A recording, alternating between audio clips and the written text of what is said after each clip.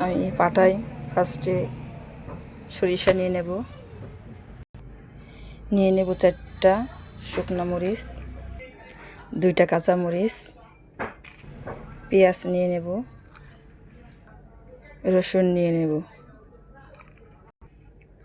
লবণ দিয়ে বেটে নেব, সামান্য পানি দিয়ে বেটে নেব।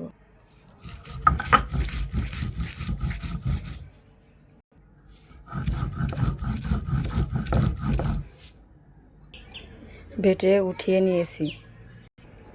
উস্তার বিচি ফেলে দিয়ে এটা ধুয়ে নিয়েছি। এটা পাটা পুতো দিয়ে ছেঁচে নেব। এভাবে ছেঁচে নেব। ছেঁচে উঠিয়ে নিয়েছি। আমি কড়াইতে তেল দিয়ে দেব, পেঁয়াজ কুচি দিয়ে দেব, পেঁয়াজটা ভেজে নেব। পেঁয়াজটার কাঁচা গন্ধ চলে গেছে। ভাজার পর এখন সেই বেটে রাখা মশলাটা দিয়ে দেব, হলুদের গুঁড়া দিয়ে দেব, ভেজে রাখা জিরার গুঁড়া দিয়ে দেব। এটা ভাজা হয়ে গেছে। এখন আমি সেই ছেঁচে রাখা উস্তাটা দিয়ে দেব। অল্প পরিমাণে একটু পানি দিয়ে দেব, ঢেকে দেব।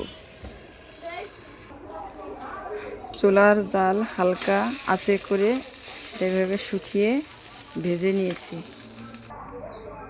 আপনাদের পরিবেশন করে দেখালাম। আমার হয়ে গেছে। এটা হচ্ছে উস্তার ভর্তা। গরম ভাত দিয়ে খাইতে অনেক ভালো লাগবে। যে একবার খাইবে সে দ্বিতীয়বার আবার খাইতে চাইবে।